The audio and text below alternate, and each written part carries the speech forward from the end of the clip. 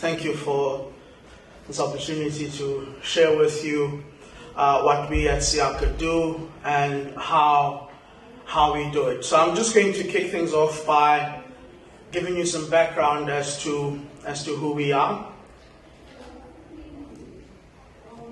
What happened? Did I now switch it off? All right, so who we are.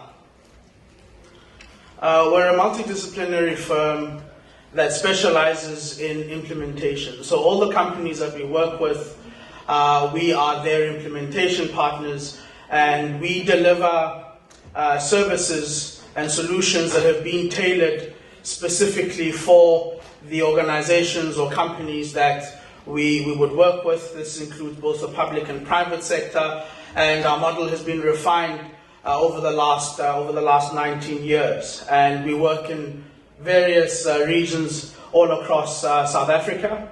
Our services are provided through 3 divisions: Siaka Implementation Partners, Siaka Development Trust, as well as Siaka Capital Advisors.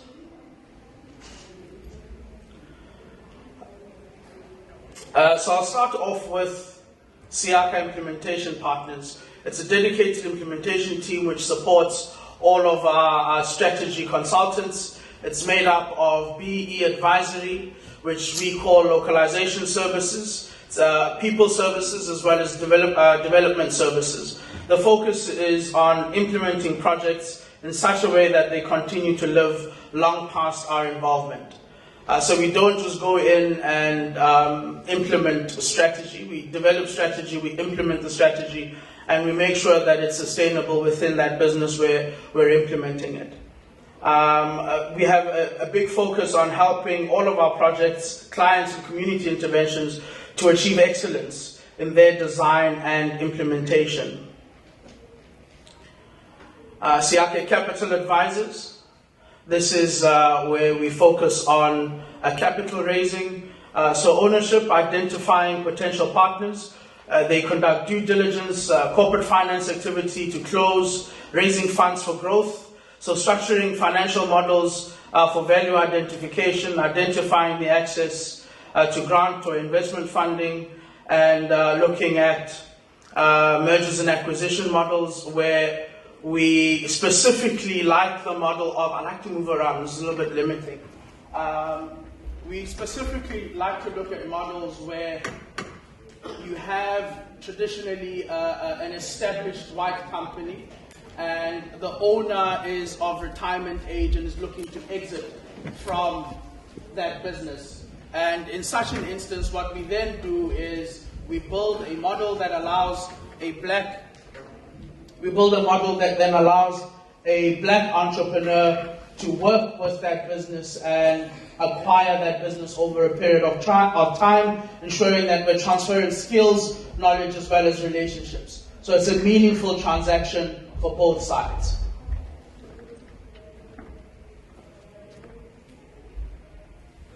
Then we've got the Siaka Development Trust.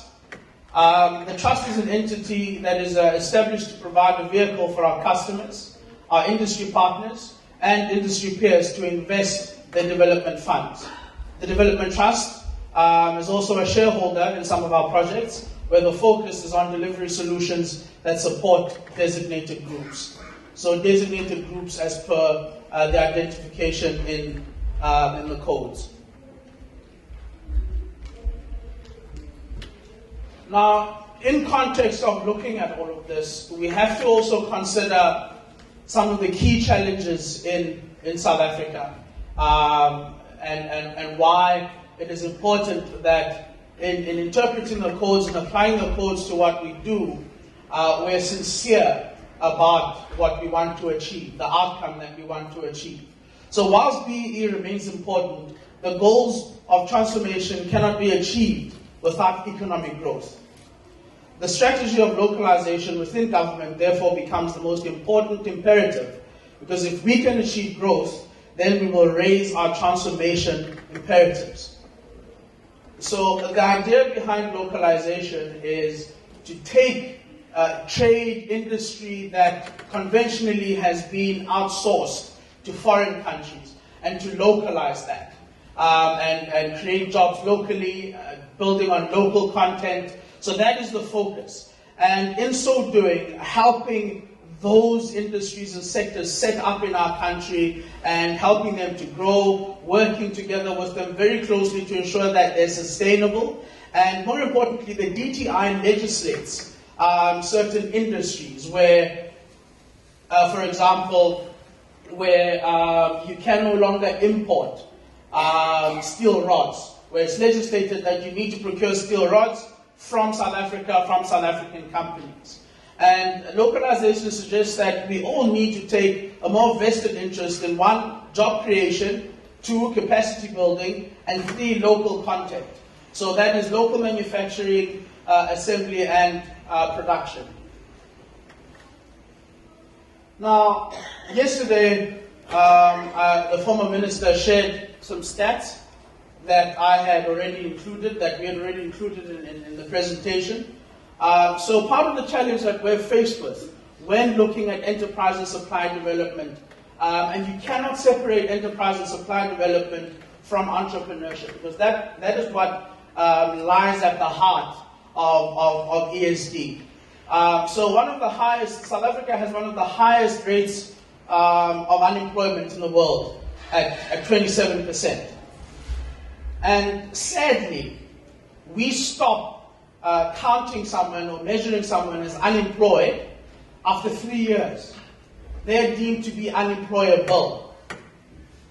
So we distinguish between someone who's unemployable and someone who's unemployed. Now, if we include these people in our unemployment stats, this is higher by another 26%. The South African youth under the age of 25 is an even more alarming 67.4% unemployment. And I'm sure you're all familiar with the stats about where Africa is going to be in terms of the number of youth on the continent. Those are potential people who could be employed. Now, if we implement the policies of enterprise and supply development correctly and work with institutions to foster entrepreneurship, those youth are the captains, future captains of industry. They are the ones who are going to employ youth, because young people generally employ young people.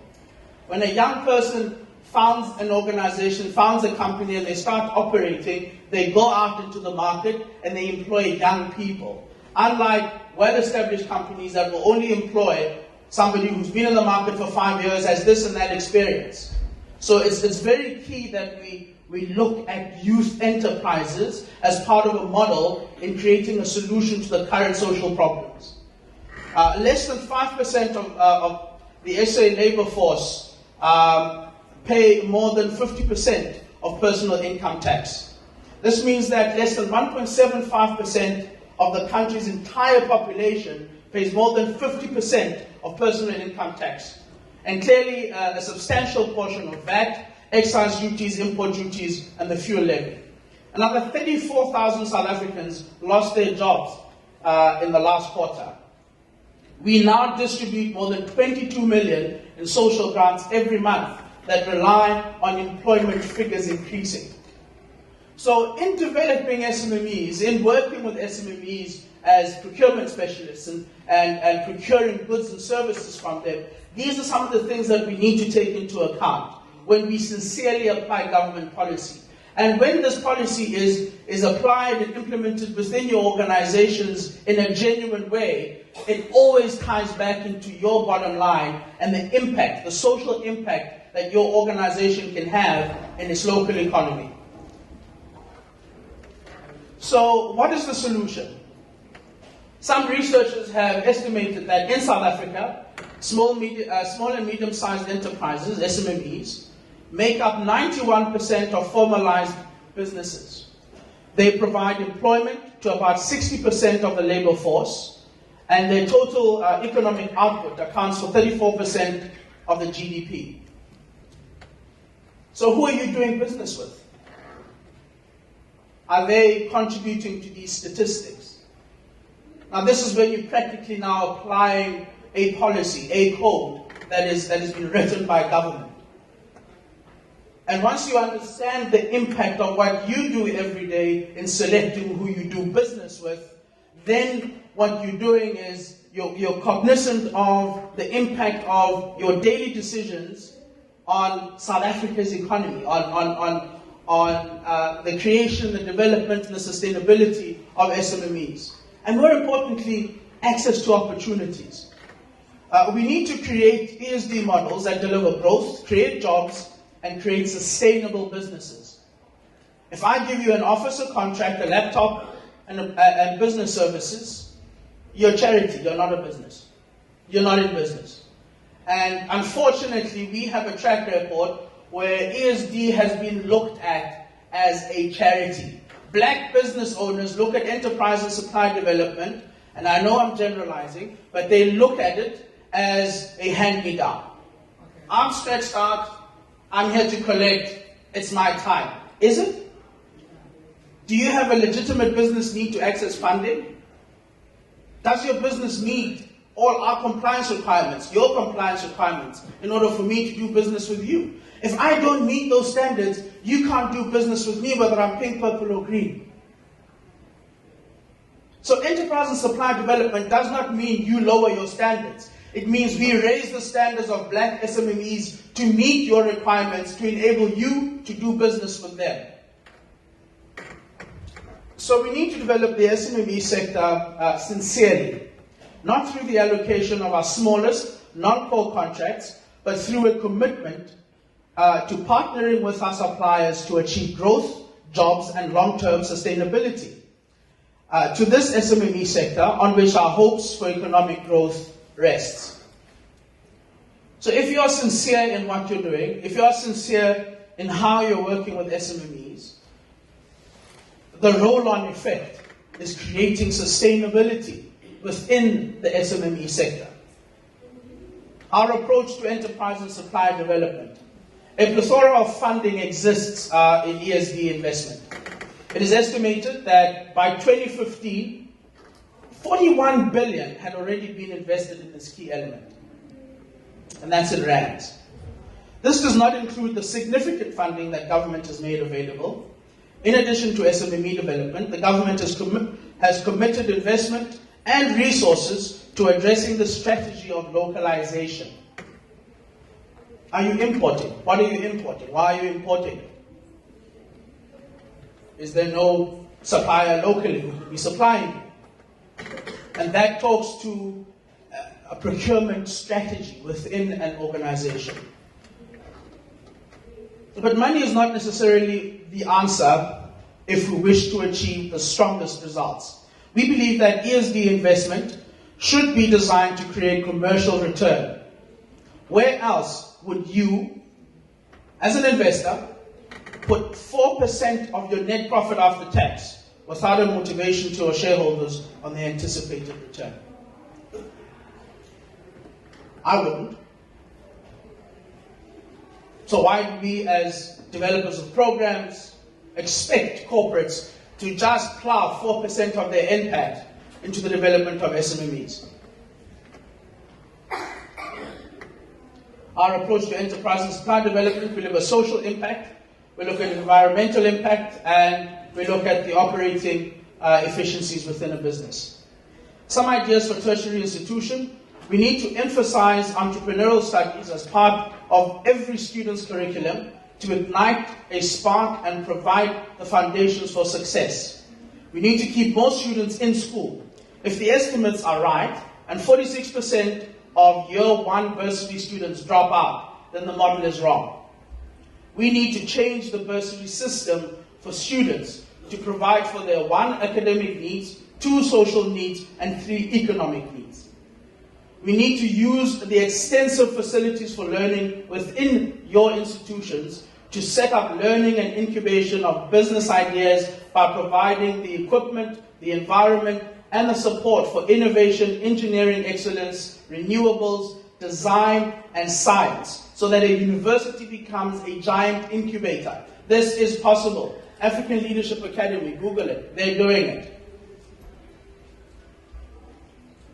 If large industrial businesses are looking for up-and-coming world-class innovative suppliers, in the design of new technologies, then a tertiary institution would be the best partner. So by setting this up, you're allowing your students to engage in the economy before they even leave the university. The model for development at SIACA, we design strategies that focus on two areas of SMME development, that being growth acceleration and secondly, localization. So very quickly, I would like to share a model with you that combines both growth and localization. It's a very simple model, but it was extremely effective and hopefully will resonate with all of you because every university or college provides canteens and food. So our case study is Ntholeng Solution Group. Ntholeng Solutions Group is a services company providing security, cleaning, facilities management, and catering services. They needed to provide 30,000 meals per day in the Palale, in Mpho.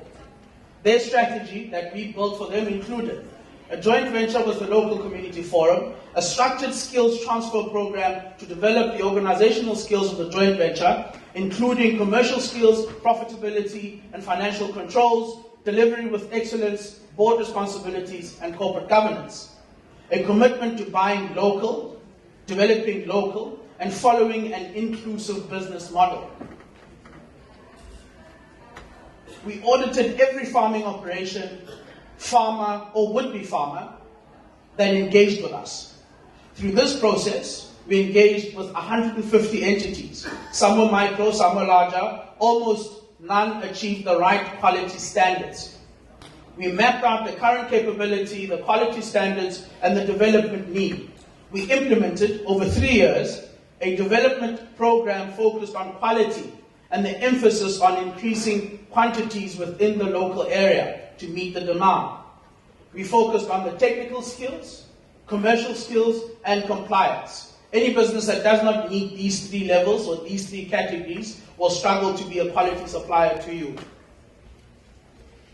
So by year 3, 72% of the procurement of local produce was delivered from farm to the kitchen each day. The cost of logistics to truck refrigeration of food up to the Palale each day was reduced. The costs of refrigerated storage, surplus supply, and management of sale was also reduced.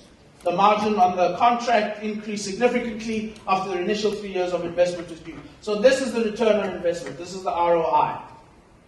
And this is essentially just a map out of the model itself, where we're looking at capacity building through employees, suppliers, JV partners, and procurement looking at local produce. A bakery was set up, 72% local to site, and all of the businesses that were joint ventured here are black-owned SMMEs. So the critical success factors, and I know I'm running a little bit over time, but the critical success factors, you need 3 to 5 year development strategies that are built around the organizational need, your organizational need. Quality. Suppliers must meet the criteria. Some form of return on your investment so that participation is not interrupted. BEE needs to plug into your organizational strategy, and participation in transformation is an operating ethos.